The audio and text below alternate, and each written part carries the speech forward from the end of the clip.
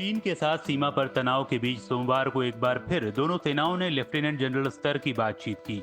ये बातचीत सुबह से लेकर शाम तक जारी रही और कई दौर में हुई। कोर कमांडर स्तर की ये बातचीत एलएसी पर चीनी साइड में मोल्डो नाम की जगह पर हुई। बैठक में भारतीय सेना की अगुवाई करी लेफ्टिनेंट जनरल हरिंदर सिंह ने। ये बैठक चीन के आग्रह पर बुलाई गई है और बैठक का मकसद दोनों देशों के बीच सीमा पर तनाव को कम करना है। खबर है कि भारत ने बैठक में चीन से कहा है कि एलएसी पर 5 मई के पहले की स्थिति बहाल हो, यानी 5 मई से पहले चीनी सेना जहां थी वहां वापस लौट जाए। यही नहीं, भारत ने यह भी कहा है कि पीएलए ये भी बताए कि उसके सैनिक कब तक पीछे हटेंगे और इसका वो टाइम लाइन दे। बैठक में गलवान का भी मुद्दा उठा, जहां दोनों सेनाओं में खूनी झड़प हुई थी। खबर है कि चीनी सेना ने माना है कि झड़प में उसके भी कमांडिंग अफसर की मौत हुई है। गलवान में चीन की दगाबाजी को लेकर ही भारतीय सेना ने पीएलए से टाइमलाइन की मांग की है। आपको बता दें कि गलवान के बाद भारत चीन के बीच कोर कमांडर स्तर की ये चौथी बातचीत है। इस बीच एलएसी पर तनाव जारी है और दोनों ओर से सैनिकों की तैनाती भी बढ़ा दी गई है। भारत ने हवाई सतर्कता को बढ़ाते हुए लद्दाख में एयर डिफेंस सिस्टम भी तैनात कर दिया है। सीमा पर जारी तनाव के बीच आज भारत चीन के साथ विदेश मंत्रियों के त्रिपक्षीय सम्मेलन में भाग लेगा। इस सम्मेलन में तीसरा देश रूस है। ये बैठक डिजिटल होगी, जो दोपहर 1:30 बजे शुरू होगी। गलवान घाटी घटना के बाद भारत और चीन के विदेश मंत्री पहली बार आमने सामने होंगे। रूस के विदेश मंत्री सर्गेई लावरोव इस त्रिपक्षीय बैठक की मेजबानी करेंगे। रूस चाहता है कि दोनों देश अपने सीमा विवाद को बातचीत से सुलझाएं। खबर है कि भारत इससे पहले त्रिपक्षीय बैठक में शामिल होने को लेकर राजी नहीं था, लेकिन सम्मेलन के मेजबान रूस के आग्रह के बाद वह इसमें शामिल होने पर सहमत हो गया। बता दें, गलवान घाटी में 15 जून को चीनी सैनिकों के साथ हुए हिंसक संघर्ष में 20 भारतीय सैनिक शहीद हो गए थे। भारत चीन सीमा विवाद और तनाव के बीच अब सीमा पर सड़क परियोजनाओं के काम में तेजी आएगी। गृह मंत्रालय की बैठक में यह फैसला लिया गया। सोमवार को परियोजनाओं की समीक्षा की गई और इनमें से 32 को जल्द से जल्द पूरा करने की बात हुई। भारत सीमा पर कुल 73 सड़कें बनाई जा रही हैं। इनमें से 12 पर CPWD और 61 पर BRO काम कर रहा है। ये काम केंद्रीय गृह मंत्रालय की सीधी निगरानी में किया जा रहा है और सभी परियोजनाओं के लिए नोडल प्राधिकार हैं।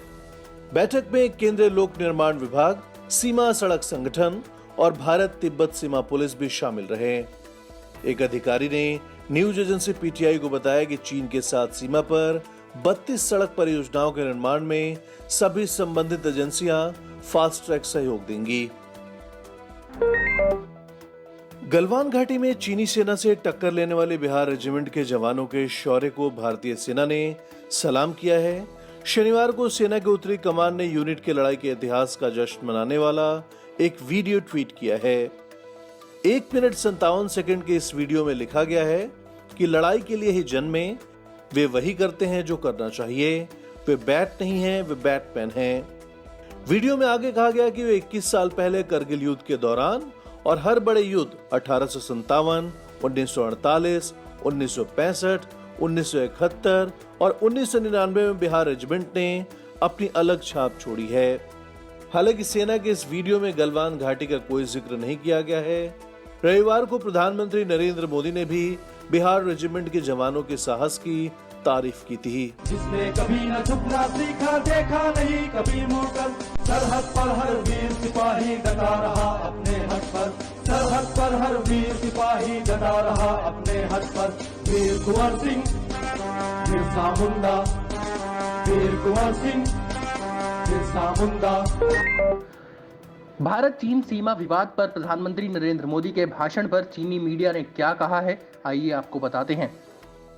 चीन के ग्लोबल टाइम्स ने शेखी बघारते हुए विश्लेषकों के हवाले से लिखा है कि पीएम मोदी ने जवानों को तो पूरी आज़ादी देने की बात कह दी, पर साथ ही संघर्ष को कम दिखाने की कोशिश की, क्योंकि वो जानते हैं कि भारत चीन के साथ आगे संघर्ष जारी नहीं रख सकता है।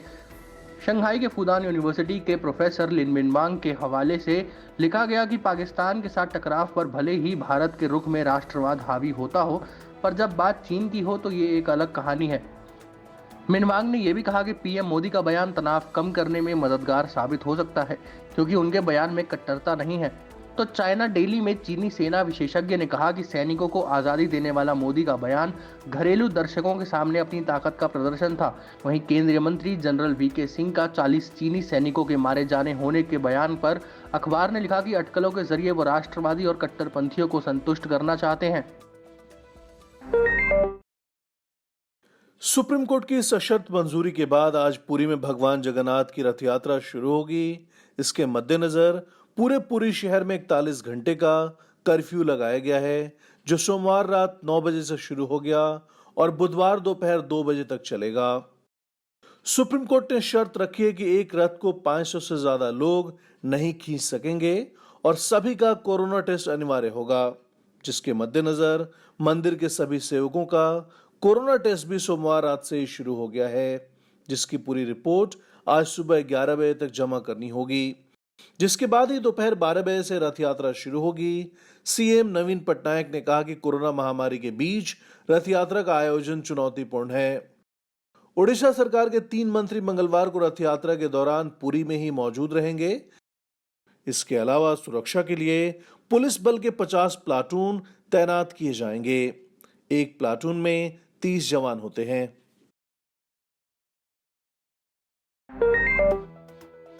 हर साल होने वाली पवित्र हज यात्रा से जुड़ी अहम खबर सामने आई है। कोरोना के बढ़ते मामलों के मद्देनजर सऊदी अरब ने इस साल इंटरनेशनल हज यात्रा को रद्द कर दिया है। सऊदी ने ऐलान किया है कि इस साल हज यात्रा में केवल स्थानीय लोग और देश में रह रहे विदेशी लोगों को कुछ शर्तों के साथ भाग लेने की अनुमति होगी। सऊदी प्रशासन ने कहा कि इस साल हज को रद्द नहीं किया जाएगा, लेकिन कुछ प्रतिबंधों के साथ स्थानीय लोगों को ही सीमित संख्या में इसकी अनुमति दी जाएगी। रिपोर्ट्स के मुताबिक हज यात्रा इस साल जुलाई के अंत में शुरू होगी। इससे पहले सऊदी अरब ने फरवरी महीने में मक्का में आने वाले उम्रा यात्रा पर भी रोक लगा दी थी। जम्मू कश्मीर के पुलवामा जिले में सुरक्षा बलों और आतंकियों के बीच मंगलवार तड़के मुठभेड़ शुरू हुई। मुठभेड़ में अब तक 2 आतंकी मारे जा चुके हैं। हालांकि सीआरपीएफ का एक जवान भी शहीद हो गया। फिलहाल मारे गए आतंकियों की पहचान नहीं हो सकी है। सेना ने आतंकियों के पास से 2 AK-47 भी बरामद किया है। सुरक्षा बलों ने अभी भी पूरे इलाके को घेर रखा है और सर्च ऑपरेशन चलाया जा रहा है। खबर है कि अभी भी कई आतंकी इलाके में छुपे हुए हैं। इससे पहले रिपोर्टों के अनुसार पुलिस, सेना और सीआरपीएफ की एक संयुक्त टीम ने बाजदू में सर्च ऑपरेशन शुरू किया। जैसे सुरक्षा बलों ने संदिग्ध स्थान का घेराव किया, आतंकवादियों ने उन पर फायरिंग शुरू कर दी। बता दें कि 2 दिन पहले जम्मू कश्मीर के श्रीनगर के जादिबल इलाके में मुठभेड़ में 3 आतंकी मारे गए थे। कांग्रेस अध्यक्ष सोनिया गांधी ने एक बार फिर पीएम मोदी को चिट्ठी लिखकर अपील की है। उन्होंने मुफ्त में दिए जा रहे राशन की समय सीमा 3 महीने और बढ़ाकर सितंबर 2020 तक करने की मांग की है। सोनिया ने लिखा कि मौजूदा हालात में खाद्य वस्तुओं को दिए जाने की समय सीमा को निश्चित रूप से बढ़ाया जाना चाहिए, ताकि देश के सबसे कमजोर वर्ग से आने वाले कुछ लोगों को भूख की समस्या से ना जूझना पड़े। इसके अलावा उन्होंने सभी परिवारों के लिए अस्थायी राशन कार्ड जारी करने की भी अपील की है।